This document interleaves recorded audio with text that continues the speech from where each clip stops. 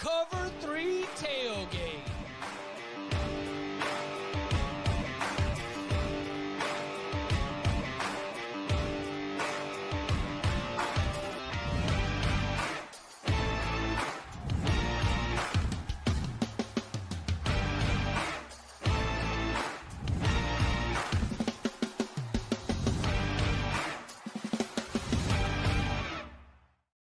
And welcome back to the Cover 3 podcast here on CBS Sports. That's Bud Elliott. That's Tom Fornelli. I'm Chip Patterson coming to you live at youtube.com/cover3 and everywhere you get your podcasts on demand.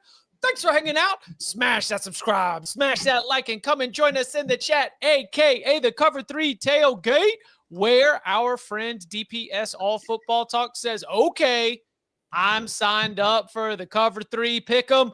Who is with me? Because that's right, as you have seen and as you have heard, we are fired up to be teaming up with Splash for this college football season, where you in the Cover 3 Tailgate can join and compete against us in the Cover 3 College Football Pick'em. We have 6 games that we are going to pick weekly against the spread, 1 lock, which is worth 2 times the number of points. The picks are due prior to kickoff of each game, but then on Saturday, all of the games lock at noon Eastern time. We have, if you're watching on YouTube, a QR code that you can go and scan up in the corner. We have, if you are listening, a link in the episode description to join. Again, this is with Splash. We are extremely excited to be partners with them during this college football season for the official Cover 3 College Football Pick'em.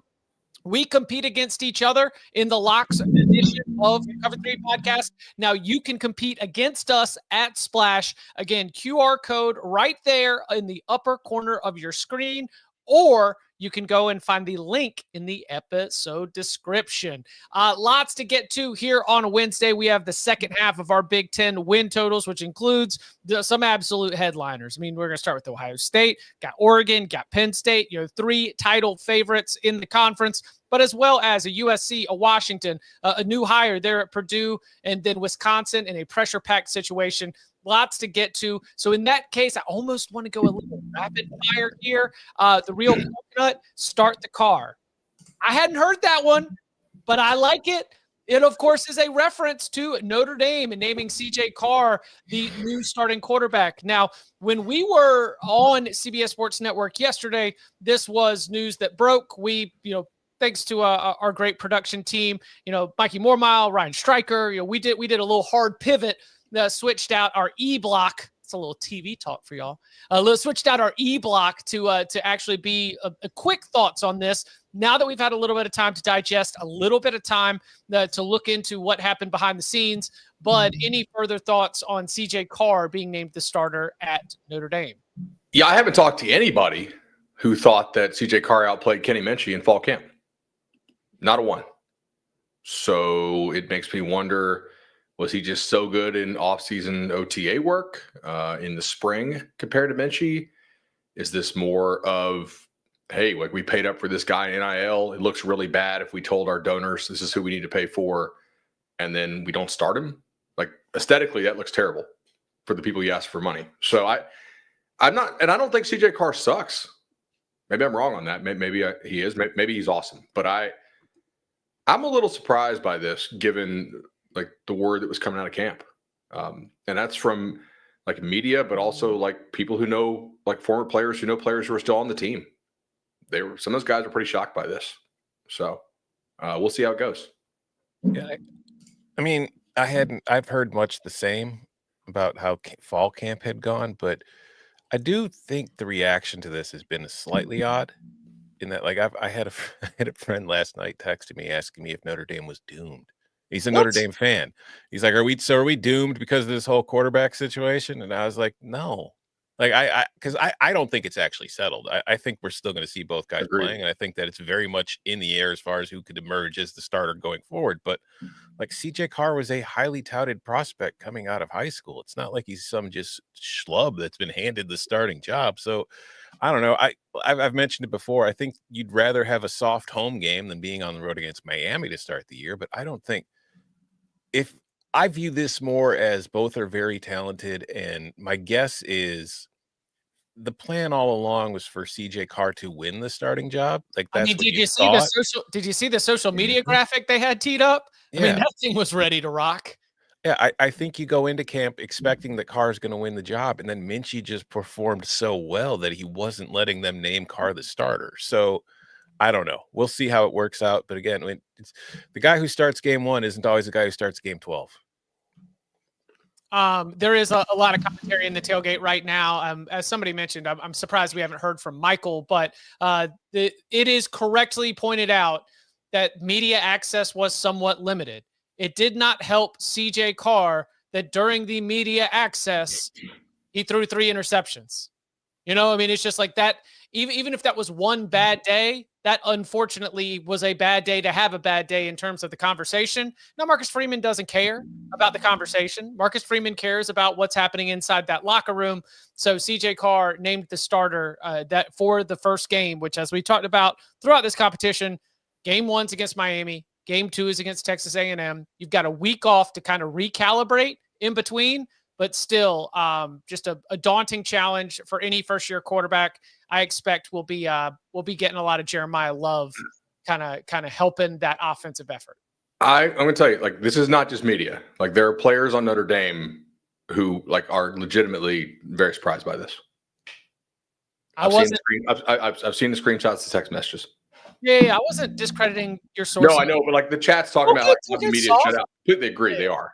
But like, yeah, they also a lot of the media there's fairly sourced up, right? Like practice can be closed, and you can still know like somebody got hurt or somebody's looked good. Yeah, we'll see how this goes.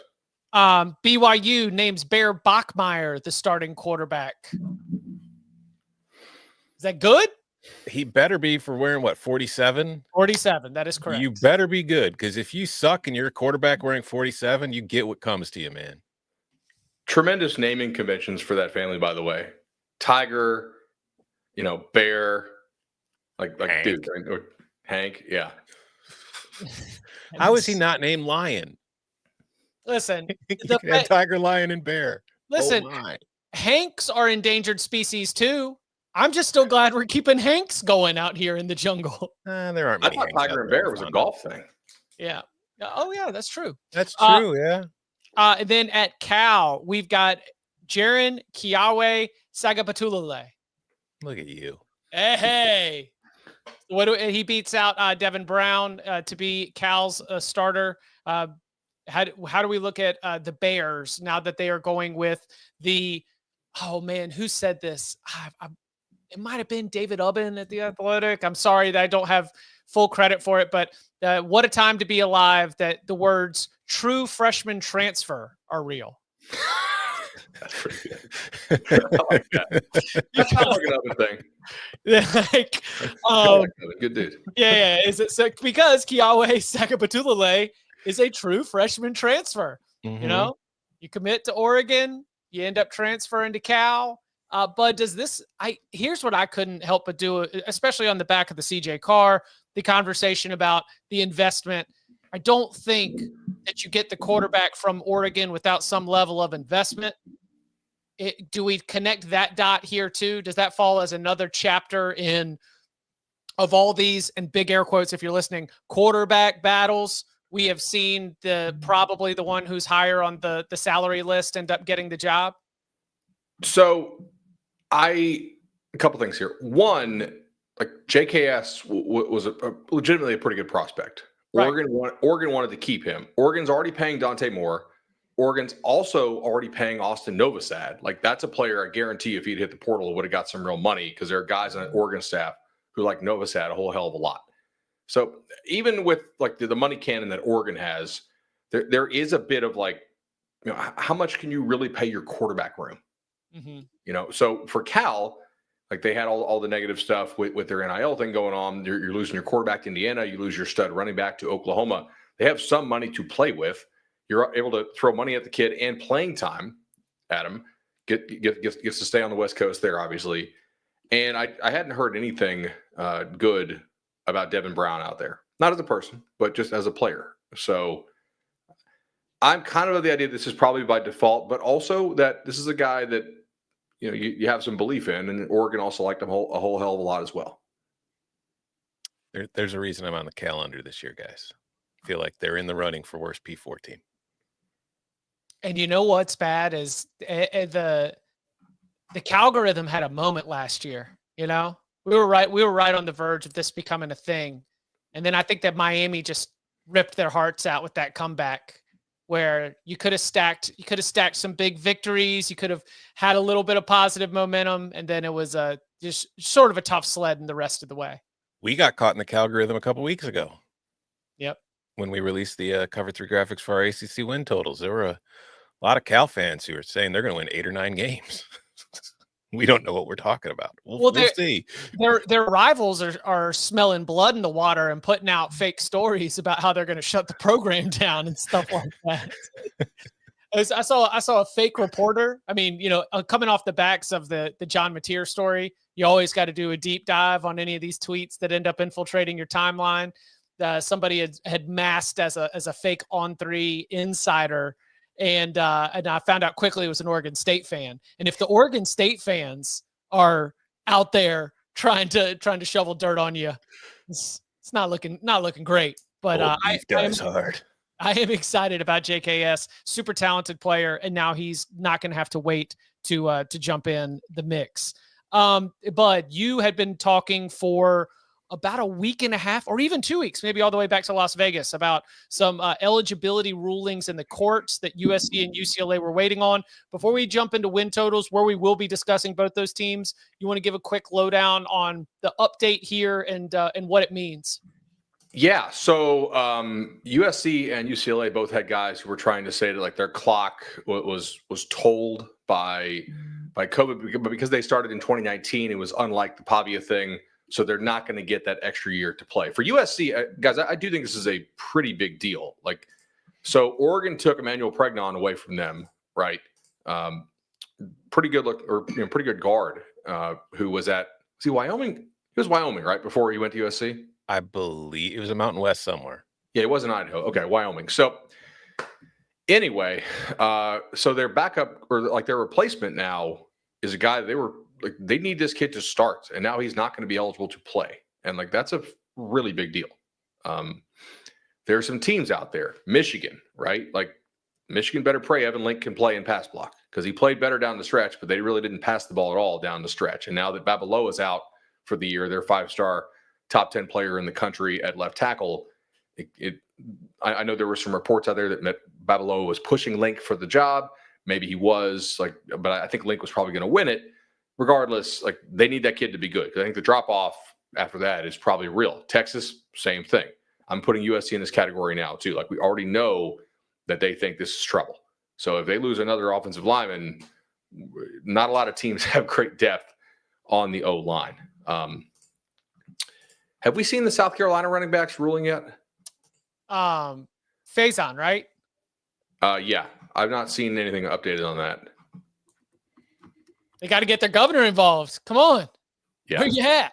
Where you at? Let's get the AG. Let's sue the NCAA. They're still, quote, just in line waiting. Yeah, that's not. Although I would guess, based on the rulings yesterday, might not be great.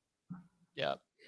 It might just be denying everything, and then you got to go back and start the appeal process to be able to even have a shot at this. Mm-hmm. So the court gave a lot of deference to Alston, and then why am I blanking on this? The case that kind of started it all. O'Bannon? Yeah, O'Bannon. And so they're like, hey, yes, look, billable hours with Tom Fornelli. Billable hours now. Let's go, baby. Yeah, so that's I don't know if other courts will follow suit, but they might. All right. We got too many win totals to get to. Big Ten, too big, 9 teams. So I ask you, gentlemen, y'all ready to count them up? Yep. As much as I think it's the under is a safe play, like, I can't even. Count them up. Count them up. How many kids are going to win this fall? I can't fathom 8 wins. How many kids are going to win this fall? I just can't. I don't see it. It's not on there. It's not the schedule I'm looking at. Unless there's another schedule somewhere. And we begin with the reigning champion, Ohio State Buckeyes, the world famous Ohio State Buckeyes. At FanDuel Sportsbook, they have a win total of 10.5, over at +110, under at -134. New faces abound on this depth chart, though we do have some serious star power on the offensive and defensive side. We open up with one of the biggest games that we will see all throughout the regular season, Ohio State against Texas in Columbus. Then the rest of the regular season schedule unfolds where, we don't have that Oregon game. We don't have that extra at Illinois, obviously, given some of the commentary we had on the Fighting Illini yesterday. Nothing that you can run a spring game playbook for, but you get Penn State at home and then the finale against Michigan, the Ryan Day Classic. So, Tom, what are we doing with Ohio State in 10.5? Going over. We talked last year and Bud was on it while it was happening, and Ryan Day even kind of hinted at it, about like the load management for that team last year. I don't think this year's team can afford to load manage. I think that with the amount of inexperience that they have in the new starters and this schedule, which features a pretty difficult starter there with Texas and with difficult games in the regular season once you get into conference play, unlike last season, I feel like Ohio State's going to have to come every week. And I think that if you look at their talent, a lot of questions, a lot of inexperience that needs to be answered, but it's still freaking Ohio State, man. And they're still going to be favored in every single one of these games. So over. They might lose one, but I don't know if they're going to lose two. I don't want to take the cop out and say this is a good number, but I think this is a very good number. This is not a number that I'm looking to bet at all. You figure they have 7 like automatics, barring something really, really weird happening, right? Grambling, Ohio, Minnesota at home, that's 3. At Purdue is 4. UCLA and Rutgers 5, 6. And I think at Wisconsin, Penn State at home. Well, yeah. And at Wisconsin I just don't think Wisconsin has the players to handle them. But that still leaves Texas, at Washington, at Illinois, host Penn State, at Michigan. If I have to pick something here, like I'm very slightly under. I do think there's a chance this team clicks and is amazing again. But that's like 5 losable games. You have to go 4-1 to hit this, which they could do. But I don't know that they will. This is a reckless thought, but there is a chance that on a week-to-week kind of basis, even with all the star power that's gone, I could see this Ohio State offense, and maybe Tom with some of the aspects you're talking about, I could see them being more dangerous than they were in the regular season a year ago. So much of last season, we were concerned about that offensive line. And this is really, I guess, maybe 2 years in a row. Offensive line injury issues and moving pieces around and finding the right 5. I mean, some of the buzz that I seem to be picking up is that Ryan Day and Ohio State's coaching staff are pretty excited about the offensive line and being healthy and having real depth and being able to like have that be a strength of the team. So even though we've got a new quarterback in Julian Sayin, and even though we're breaking in a lot of new skill players around the superstar that is Jeremiah Smith, I think that this offense could be awesome. And I'm over. I am over actually kind of confidently. So I like the fact that we've got a little plus money. Might show up tomorrow in the win totals. And I understand that would be a sweat. Like Ohio State could lose to Texas, and then all of a sudden you're going the rest of the season. You cannot take another loss. But I'm excited about Ohio State, specifically excited about the offense and what it might look like now that they have some real depth and some strength up front. If you do like over, our friends at FanDuel have the best odds to win the Natty for Ohio State. But winning the Natty's different, as Ohio State showed us last year. It is. I mean, Oregon ran the table, couldn't get it done in the playoff. But I think if you're good enough to run this table, you're probably a really damn good team. I saw as we were sort of setting this thing up and doing the intro, I saw username Retired Nurse in the tailgate suggested that the Ohio State was going to go 8-4.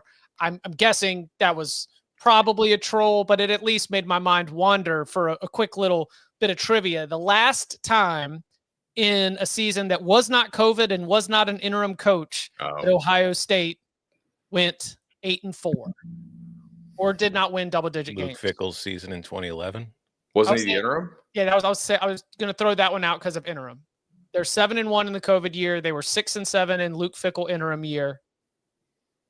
So it's been a long time. 2000. Was it pre-John Cooper?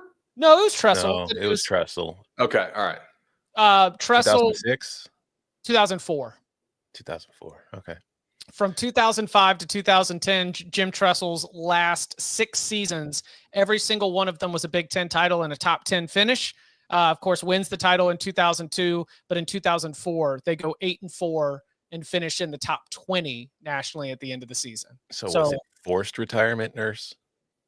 I was going to say he's sick. That boy's sick. All right, so we're over, under, right? And Danny's also on the under. Okay. Also on FanDuel, you can bet on teams to go undefeated. Ohio State is plus 430 to go undefeated in the regular season. I'm not going to rant about this, but did they just kill alternate win totals? Kinda.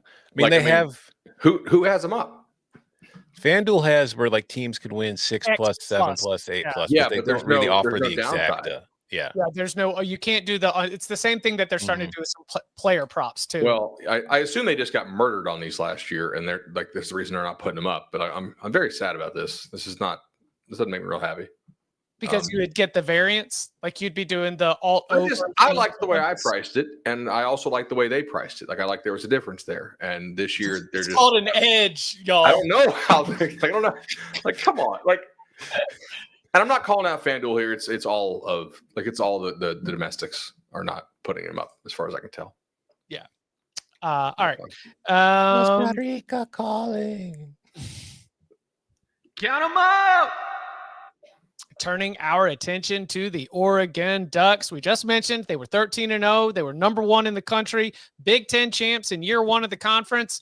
And then they show up to the Rose Bowl. They get off the bus, and a few minutes later, the game's over. Reasons might include your coverage plans against Ohio State on the opening 2 drives of the game. Couple 40-plus yard touchdowns, had that thing over quickly.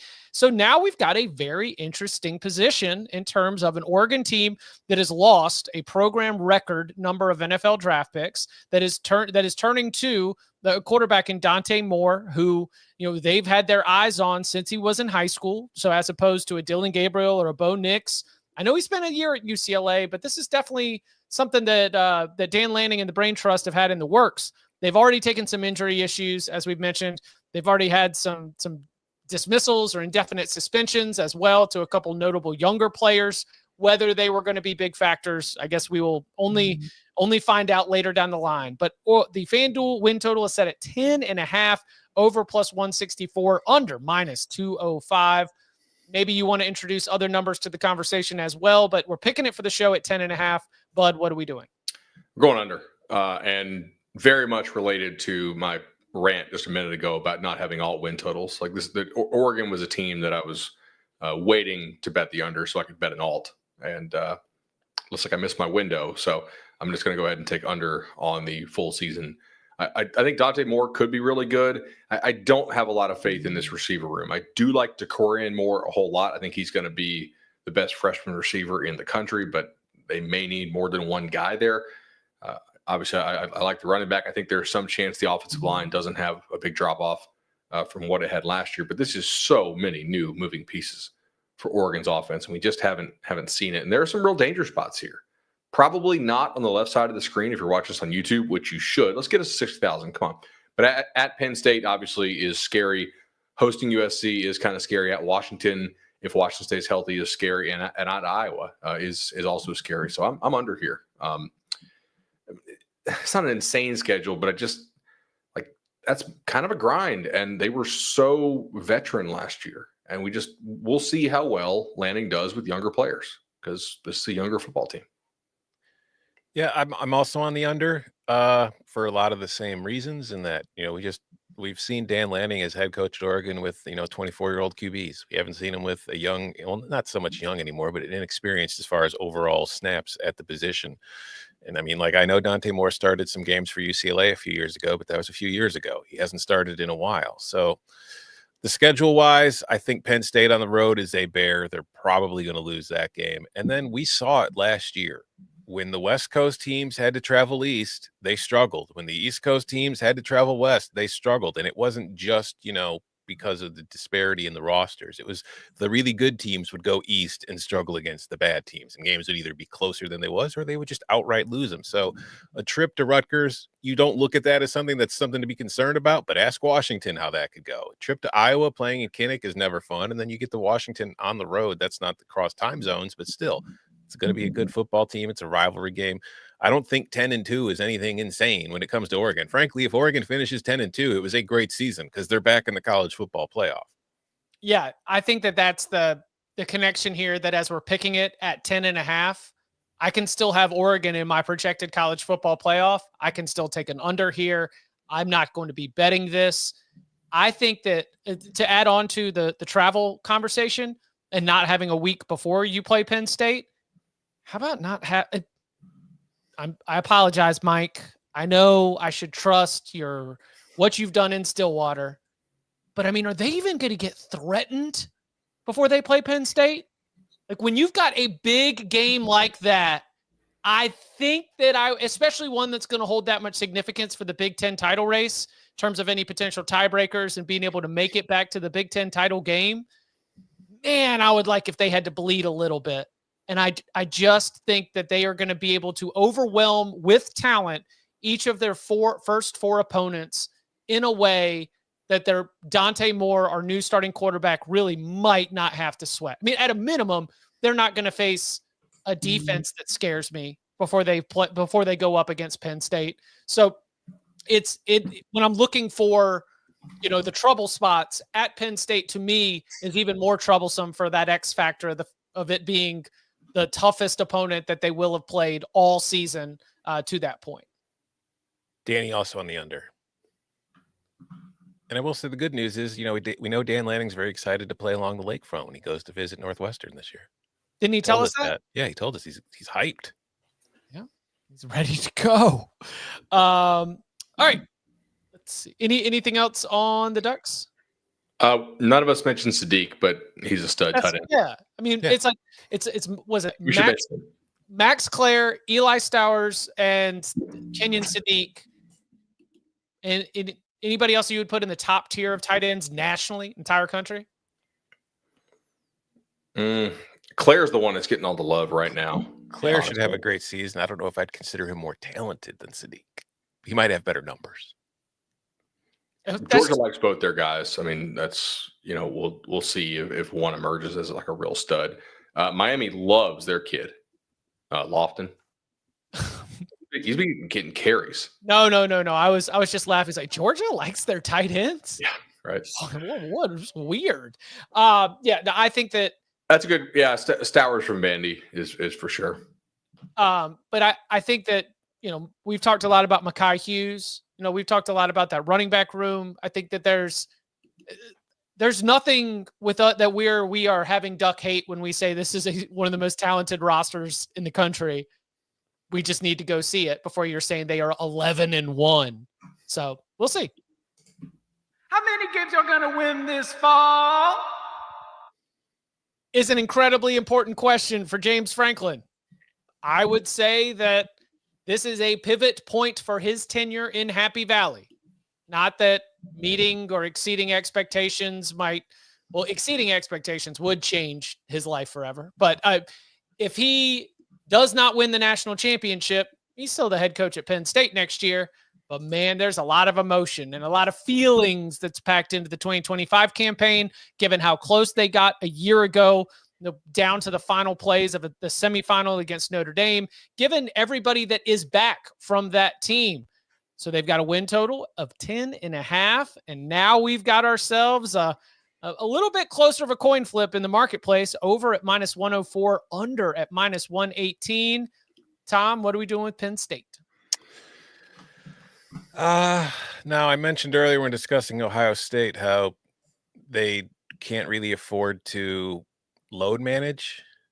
I'm on the over here, but there is a part of me who wonders if Penn State might feel like they can afford to load manage at times, given the schedule. Because I mean, look at those first 3 games. Like, are they losing any? I'm sorry, are they winning any of those by fewer than 35 points? Like, let's be real. I never mind. I'll save that for week 2. But I think there's like a 4% chance that Willie Simmons has FIU at least like, remember the Bowling Green game a few years ago where it was like 24-14 and just put that back in the oven a little longer, okay? Just let that finish cooking before we pull that one out. I mean, schedule wise, listen, I think they should beat Oregon at home. We just discussed the Ducks. I think Penn State's going to win that game. The scariest part of the schedule to me is Iowa and Ohio State on the road in consecutive weeks. Likely there is a bye between them, so maybe there isn't so much a possible look-ahead factor when you're playing the Hawkeyes and Kinnick and you get through that. But looking at this schedule, Ohio State on the road is the only real game where I'm like, I don't think they're going to win that game. I don't care how experienced they are. By the time November rolls around, Ohio State will have plenty of experience too. So I think an 11-1 regular season is very much in play. I think they will go to Indianapolis with a chance to earn a first-round bye, or hell, the way things are now, they might lose in Indianapolis and still get a first-round bye. So it should be a great regular season for the Nittany Lions. I'm going over. There's a lot about this schedule I like. I'm also going over here with the Nittany Lions. Do you know what's going to be the most annoying game to preview all year? Is that whiteout. Because Oregon and Penn State are not going to show a damn thing for the first 4 weeks of the season. We're going to have to be like, big game breakdown. What are these teams? What do we think they're hiding? I don't know. Like, they've run the same 3 runs over and over again. What kind of wrinkles will they have? No, kidding. But some of these Penn State guys kind of had that whole, like, little smirk to them, like they knew they got something. Yeah. You know? And I think they know that they got something there in Happy Valley this year. They clearly spent a whole lot to keep this roster together. There are some similarities between the Ohio State and the Michigan plan from the prior 2 years. I do like them to beat Oregon in Happy Valley. I also like how the travel sets up. You know, UCLA is your only like long trip in the league. Hey, but is that a refractory period game? Coming off Oregon. Yeah. Whiteout against Oregon, and then you're getting on the plane and going out to LA. You're probably, I mean, if you win that handily, you're probably getting more first place votes, maybe even jumping up to number 1 in the country. I don't look. I'm not saying UCLA can't beat them. There's some chance that Nico Iamaleava just crushes, but I don't know that UCLA has the personnel on the lines of scrimmage to bang with them. They don't. We'll see. No, they don't. Okay, we do know that they do not. Right. Correct. I mean, I'd like Purdue on the schedule to make me feel a little bit better, but honestly, the way this sets up is pretty good. Like at Michigan State is not a crazy hard trip, you know, as far as like travel. No. You get Nebraska at home. Like if it was Nebraska road, I think Nebraska may really have something on offense this year if they get their offensive tackle situation figured out as fall camp closes. And like at Rutgers to close the year, like, okay, it's another like close trip. You'll have just as many Penn State fans there as you will Rutgers fans, right? Think about how many Penn State fans are in Jersey. That's essentially a home game, I think. So, yeah, I'm going over. I think Drew was better last year in a lot of ways. I think he'll continue to improve some this year. It's the second year in Andy Kotelnicki's offense. I think this team improved in the areas it needed to improve in. So, give me the over. Yeah, they had to go get wide receivers, and they went to get wide receivers. Yeah. So, I mean, it's got to improve there. You mentioned like UCLA is the only time they have to go to the West Coast. Iowa's the only other time they're leaving the Eastern time zone. Yeah. I was just trying to do that. When you go to Michigan State, do you fly into Detroit and go the other way? Like you go fly to Detroit. Maybe. I think there's an airport closer to East Lansing than Detroit, though. Okay. Because when you go to Ann Arbor, you fly to Detroit, and then you just do like a. Are these Big Ten teams flying private? To Detroit. It's a 20-minute drive for me, Chip. I assume these Big Ten teams are flying private, right? I assume so. Or they just charter. Okay. So like Jetport, we're not even dealing with these normie airports out here. Right. But to your point, I was thinking that all of these trips on the right side of the screen as we had it up were all very, very easy trips to make. Also, if they buzz through this schedule at 6-0, you're going to have like a major component of Penn State fans traveling to these games. Like it's going to feel special. Oh yeah, because it's like this is the once in the generation team. So, was that the seatbelt noise going on? No, speaking of planes. Is that more ants? More ants. The tailgate is asking us if we've got more ants. I think it's my pool guy. My house got hit by lightning and it smoked my my sprinkler box, and it's like my grass died because I was on a trip, and then also the pool pump. Hey, we got to get it fixed. How about this? Yeah. Coming up on the other side, we continue our win totals breakdown with a look at Purdue, Rutgers, UCLA, USC, and more. Next. Name's Conrad Harrigan, family man. And if you cross my family, well, you'd better pray. Mobland, new series streaming March 30th on Paramount Plus. Back here on the Cover 3 podcast, turning our attention to the Purdue Boilermakers, which has had a win total that's been moving around. I saw 3.5 heavy juiced under a couple days ago. Now we're dealing with 2.5 heavy juiced over. So the under money has pushed this thing to 2.5, and I think 2.5 is disrespectful. This has got to be one of the most disrespectful win totals I've seen for a power conference program. All right. So Big Ten team, man. What are we doing? Let's go. We're going over. Yes, we are. Yes. Come on. I mean, look, dude. There was a certain level of just coaching incompetence last year at Purdue that I think Barry Odom will fix immediately. And Purdue lost star power for sure. But there are enough teams on here that could just, if Purdue is just what we think they are, okay, and then maybe one of these teams suffers some injuries or maybe they're like quit factor, like you sneak up on them. Like, do we? I don't see a quit factor late in the year. I will say they don't Sure. get like I don't think Michigan, Ohio State, Washington, or Indiana are going to be like quit watch teams. Okay, well, look, fair. But Washington is a very thin, top-heavy roster. Okay. Rutgers, Northwestern, like, do those teams recruit well enough? Do we think those are, like, the nuts? I don't. Like, not against Purdue. If Purdue is just like not clearly the worst P4 team this year, I think they have a shot to pull an upset. Also, FanDuel has the best price on this by far. Like, some of these other sites are where are we at here? Like minus 210 to go over 2.5. This is minus 168. That's a material difference right there. If you want to bet the under, don't do it here. If you want to bet the over, definitely do it here. So go ahead and give me the over. I think they're more competent. Listen, like the total set at 17 or at 2.5. Like Purdue's a 17.5 point favorite against Ball State. Like they're not that bad. Okay. Like they're going to beat Ball State. They're going to beat Southern Illinois. And then they just have to win a single Big Ten game. And you look at that Big Ten. I mean, you know, maybe they beat Notre Dame because, you know, now that they've named CJ Carr, it's a disaster there. But like they can beat Northwestern along the lakefront. They can beat Rutgers at home. They can beat Ohio State. No, like they can get a third win. This is a Purdue pod. Because Bud's on the over, I'm on the over. Chip, I know you're going to be on that over, and Danny's on the over. We are Boilermakers through and through here. All right, basketball season can wait. Boiler up. Boiler up. Anybody want to take over by October? No. Wait, by October? But by the end of October. Yes. Over by the end of October.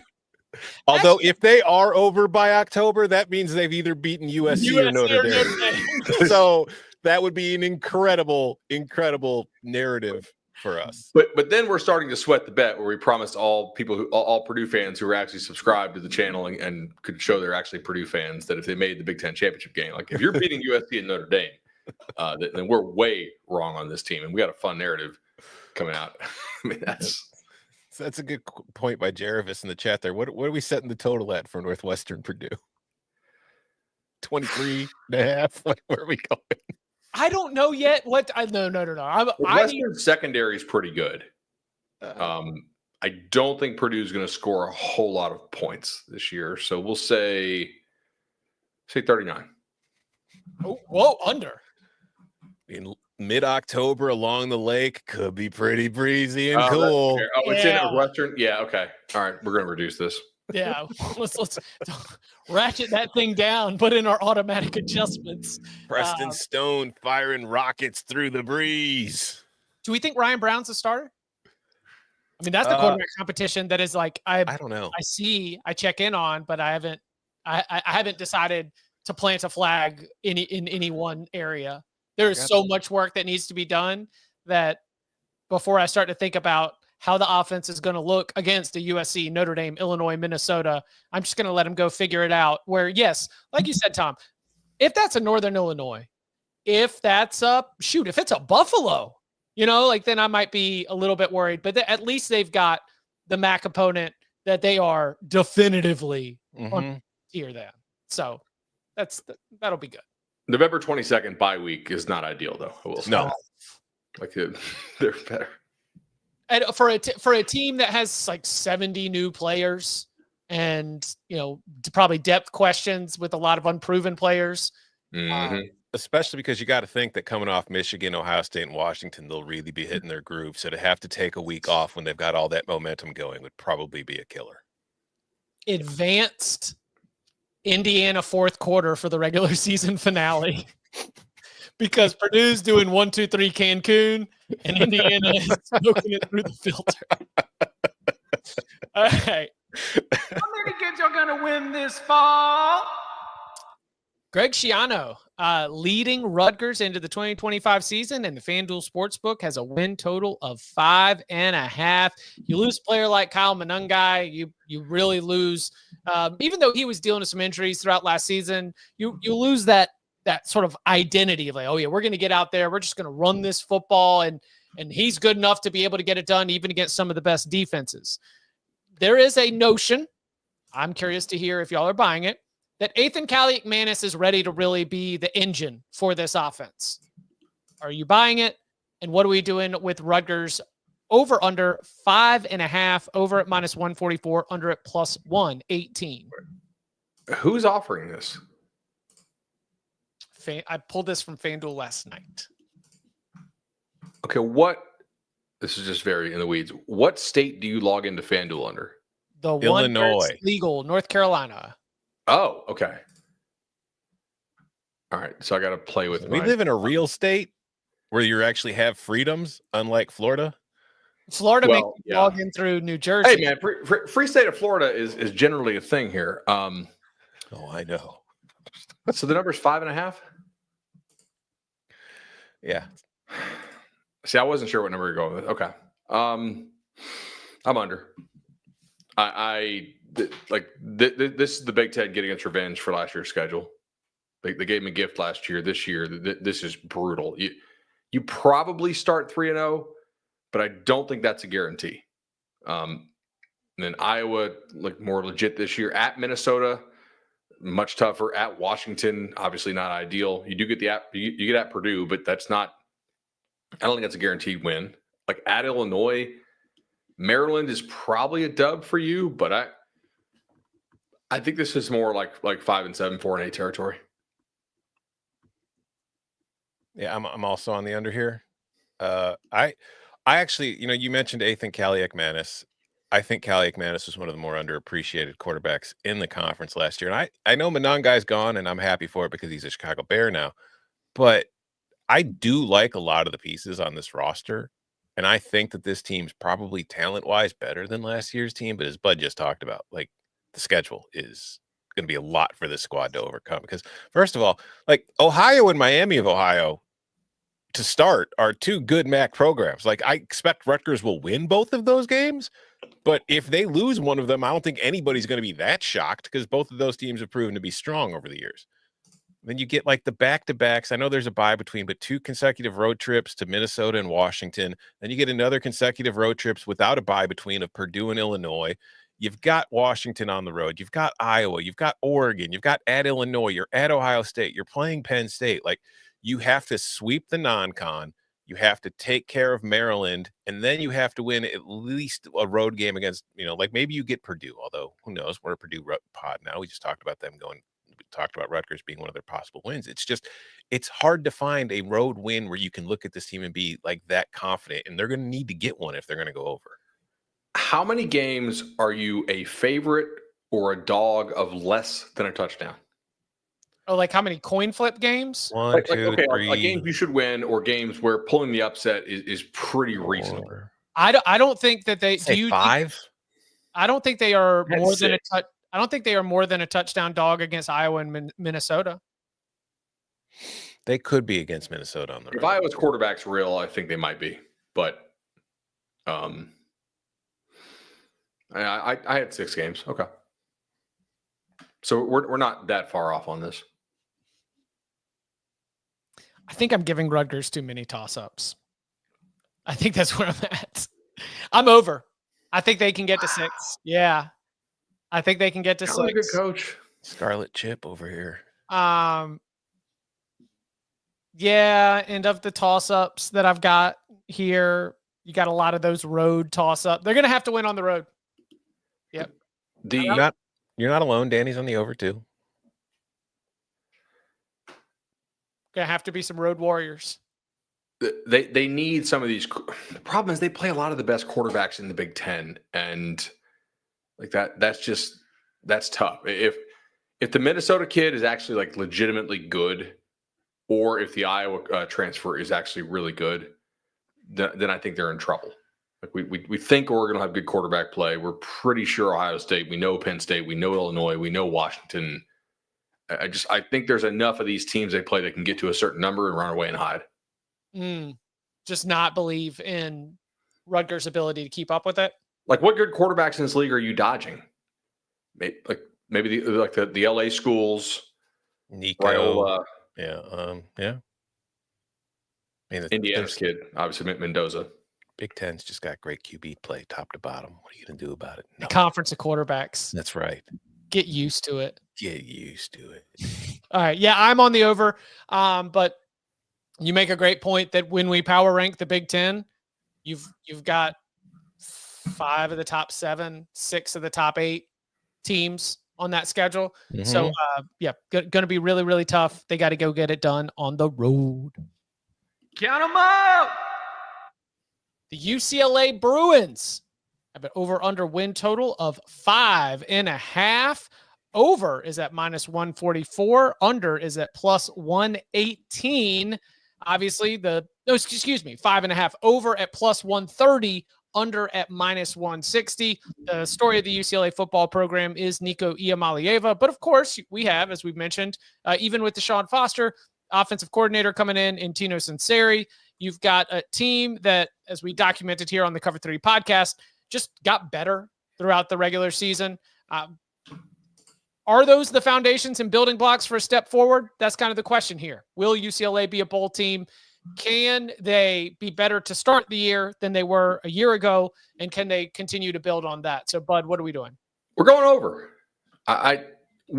Nebraska gets my award for the biggest offensive coordinator upgrade in the country.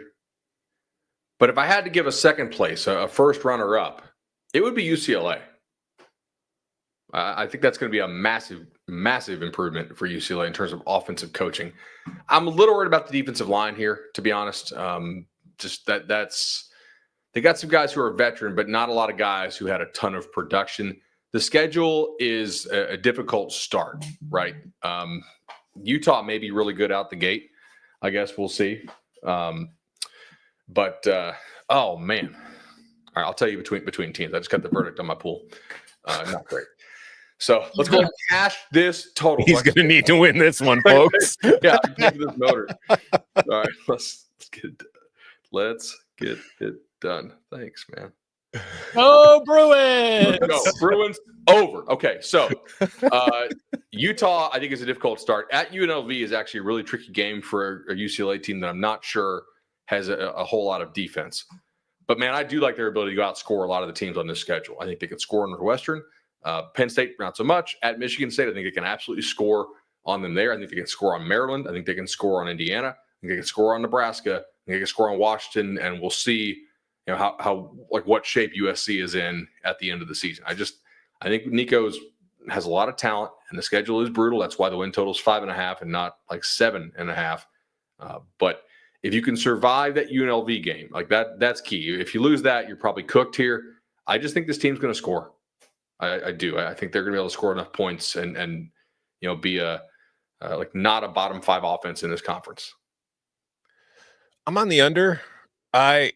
I think UCLA will be very fun to watch as far as a football team this year because I agree with Bud. I think offensively they could be pretty exciting. Defensively, I'm concerned about them along the defensive line, and I'm also kind of concerned about them in the back seven. Although I do have, they brought in a lot of transfers there. We'll see how that goes. It could work out well. It could be an absolute disaster. I don't know. But the schedule to me is difficult. Like Utah to start, and then you've got to go on the road to UNLV, and that's going to be Dan Mullen, Alex Orji, and the Whoopsie Daisy King just coming at you. That could be like a 55-52 kind of game. So I look forward to watching it.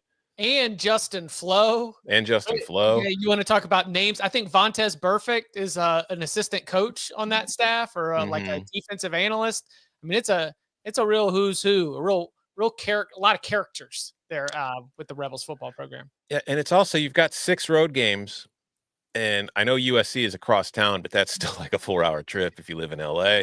And then, UNLV on the road, that is technically still the Pacific time zone. But all your other four road games, like Northwestern, Central, but the other 3 are in the Eastern. And Northwestern is Central, but it's literally on the border of the Central and Eastern time zone. Like that's a lot of travel for those games. And as I've talked about already, we've seen these teams struggle when they have to make those kind of trips. Maybe they're better adjusted to it in second year than they were in the first. But just based on all that, like there's a lot of variance to this team. I don't really feel confident anyway about like where this is going to go. I feel like this team could finish 3-9. It could finish 8-4. So I'm still going under. The defense is a very big concern, and the schedule is to me too. Yeah, I agree with you. I was about to say that the worst case scenario might be like 2-10, 3-9. Like there is absolutely a version of this that goes. I am leaning more towards the positive outlook. I'm going to be going over 5.5 here. I think that you've got, I am buying the narrative. I am buying the narrative that this team that did get so much better throughout the season and now added a player with like first round NFL draft tools. And I mean, you can go back and please go through and look at all of our YouTube interviews from Big Ten Media Days. But look at the size difference in the quarterbacks we talked to. There are some quarterbacks that are large. And there are some quarterbacks that are not. And Nico it's on the large end. He is on the large end. He had his hands on his knees, and those things are like enveloping. I think he could wrap his full hand around my thigh. I'm pretty sure. He's got all the tools. First round NFL draft. There's a reason why he's got that. Why he was a 5-star player coming out of high school. You add that to a team that went 5-7 a year ago. I think that they can get that extra win. So I am on the over here. Danny's also on the over. I am the lone Bruins hater. Sissy Blue. You've never liked it. I would never wear it either. Yeah. Count them up. Coming up on the other side, we continue our look at the Big Ten with USC, Washington, and Wisconsin, and more. Next. The crowd loves champions. Gladiator 2 is an epic spectacle. Remarkable! To amuse you is my only wish. The glory is yours, not mine. Very good. Gladiator 2, rated R, now streaming on Paramount+.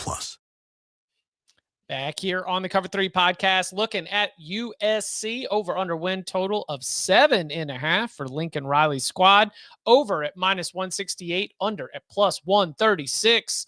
Tom, what are we doing with the Trojans? I'm on the under.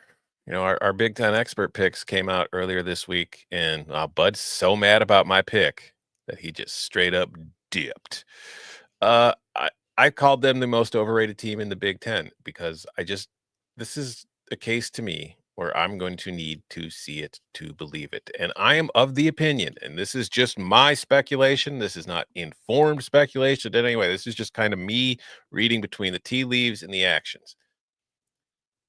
Jaden Maiava is still USC's starting quarterback because they were so focused on spending money to improve things off the field and in the transfer portal on their defense that they just didn't have the money available that they needed to go upgrade at quarterback. I'm not a Jaden Maiava believer. I think he's a Jag plus. And I think if USC is going to truly compete at the top of the Big Ten, especially when you look at this schedule, I don't think they have the personnel to truly do it. I think defensively they will be better. I just don't believe in the QB enough. And I see road games to Illinois, Notre Dame, Nebraska, Oregon. You've got Michigan coming to the Coliseum. 7-5 to me feels far more likely than 8-4. This is a comfortable under for me. Ooh. Okay. So I'm not comfortable. I am on the over. I know that's obviously something that is not a surprise given my history romantically with USC. I've got 6 wins. You know, like I just real quickly, Missouri State, Georgia Southern at Purdue, Michigan State at home, Northwestern at home, UCLA at home. And so now I just need you to go get me 2 more. I see this team being able to do it when Lincoln Riley is talking about Jaden Maiava 3-1 as a starter, the mistakes that he made, we feel like we can coach him up. A lot of great feedback in terms of some of the work that Maiava did in his own offseason, you know, some of the training that he did in terms of trying to develop his own game, take all those tools and take it to the next step. Mekhi Lemon, Jacoby Lane. We have heard nothing but great things about what USC is going to have right there at wide receiver. Now, clearly, as we talked about at the top of the show, having eligibility issues for somebody who is supposed to be one of your top offensive linemen, not good, especially with Illinois and Michigan and Notre Dame and Iowa and Oregon. But ultimately, if I'm going to be willing to give them those 6 wins, I do think that they can go 2-4 against the rest of the schedule. The big ones that I would point out would probably be both Michigan and Iowa at home. Michigan should be a little bit of a revenge game from one that they lost. And that was the line out of Lincoln Riley. You know, you go back and you look, whether it was Penn State, whether it was Michigan, there was very rarely did USC look totally outclassed last year. So I am going to go over the 7.5. What's up, bud? Computer crashed. So, oh no! Yeah, we're using the Safari hack for StreamYard. All right, I'm going under here. I think this is a very, very difficult schedule for USC. I'm not sure that I'm out on the quarterback like Tom is, but I'm not just betting under because the guard. But I think that there are some concerns here about this team. At Illinois is pretty tough. Hosting Michigan is tough. Obviously Notre Dame. At Nebraska, I feel like is a game that I'm not counting on USC. Like, is that a bankable win for them? I don't really think so. Northwestern at home's a nice one to get, but like finishing Iowa at Oregon and then UCLA, that's a grind of a schedule, man. I don't know that this team has shown me that it's trustworthy enough to go over here. So I'm going to go ahead and go under. And he's also on the over, so we're split. We're split. Ants in the computer is what the tailgate is suggesting. That could be actually. It is possible. We do know that we heard the doorbell and then the computer crashed. So our ants in the computer. Our ants made their way into the computer. Now we need another specialist out there. I, for one, welcome our new ant overlords. Yes. Hey, you know what they believe in, Tom? Teamwork. That's right. You know, and dream work. That's right. We can all believe in that. All right. How many games are going to win this fall?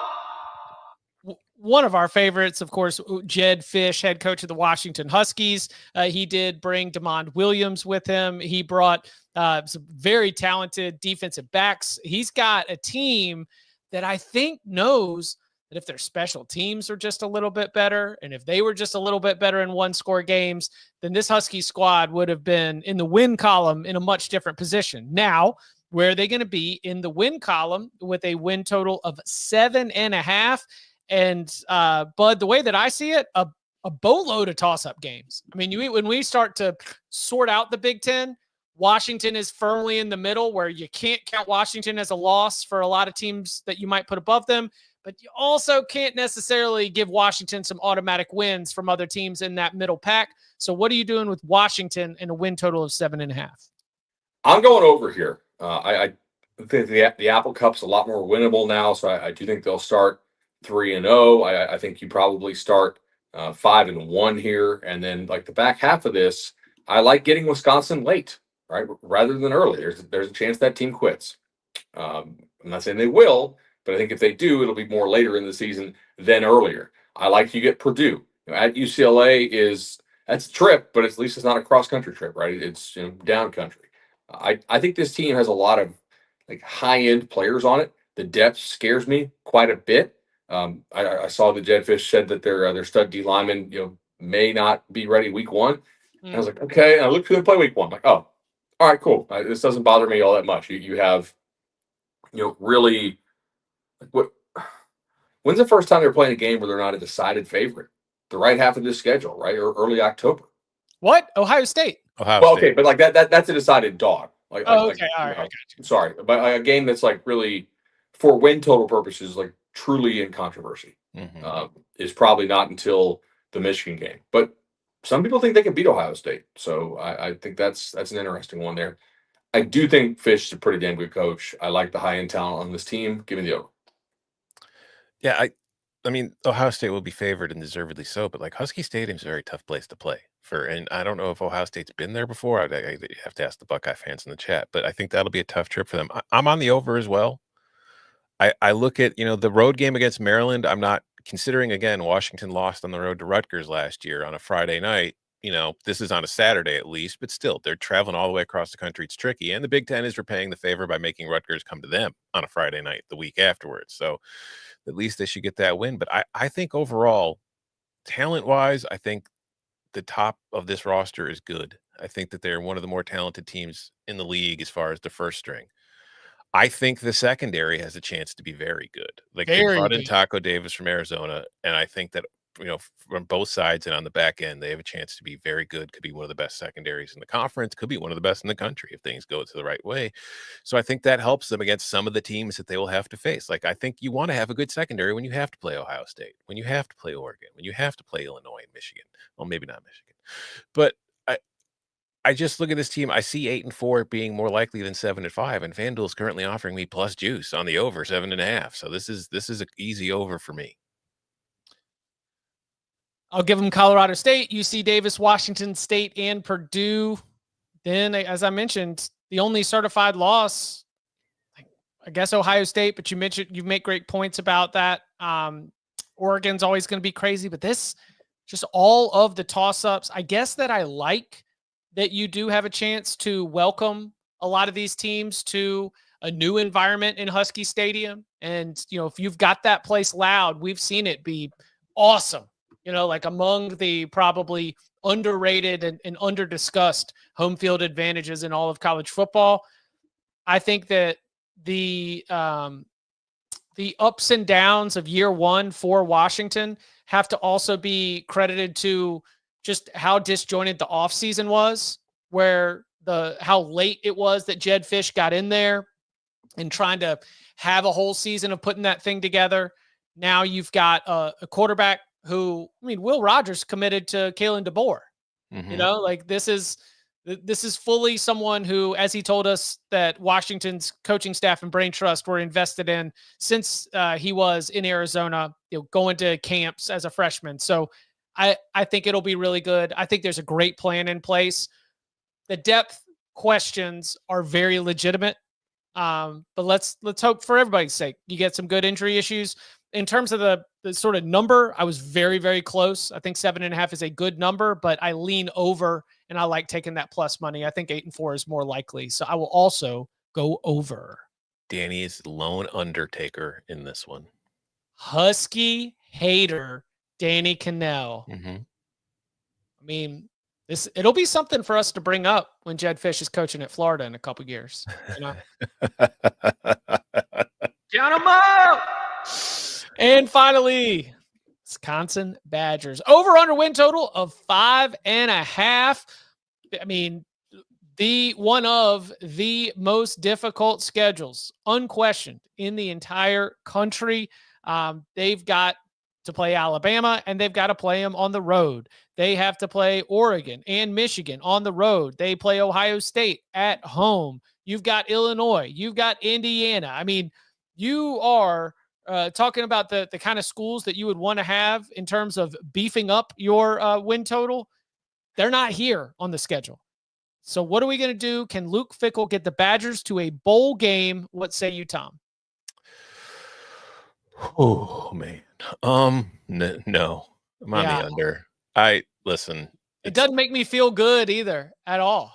I mean, yeah, I've been saying it a lot. I think Wisconsin will be a better football team in 2025, and I think the schedule will say, who cares? It's not going to matter because you are just going to be getting hammered over the head repeatedly as the season goes on. I mean, just for those not watching, the road schedule is at Alabama, at Michigan, at Oregon, at Indiana, at Minnesota. Only one of those teams is not a certified playoff contender or made the playoff last. You know, I mean, that's difficult. But then, just in case, thank God you get home games against, Ohio State, Washington, Illinois, Iowa. It's so tough. And I think that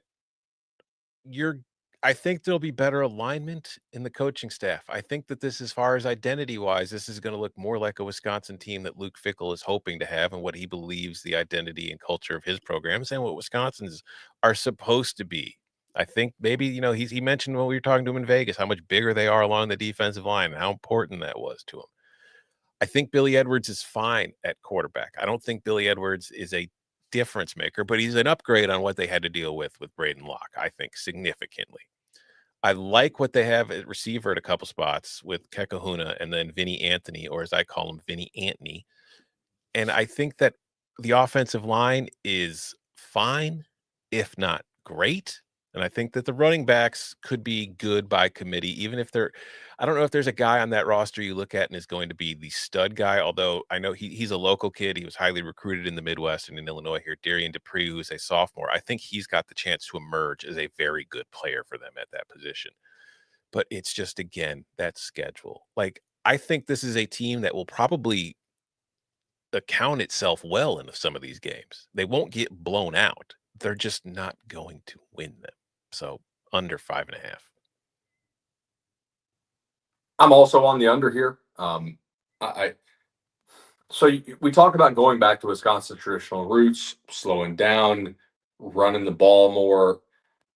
They've been recruiting to more of a spread tempo system for 3 years now.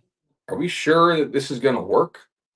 Like the transfer portal helps. We know they've already had some offensive line injury problems. I actually like Billy Edwards a pretty good bit, but they're an underdog in their final 8 games. Mm-hmm.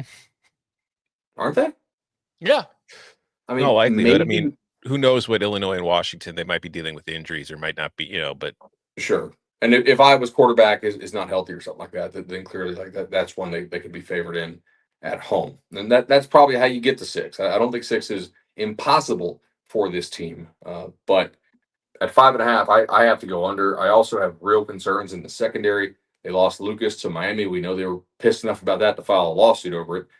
And then you also their other corner has one of those eligibility issues going on. So we don't know what's going to happen with him. I think that's very much worth watching because he's a good player. So I don't know if they have enough special talent here to really get this done. I'm going to go under.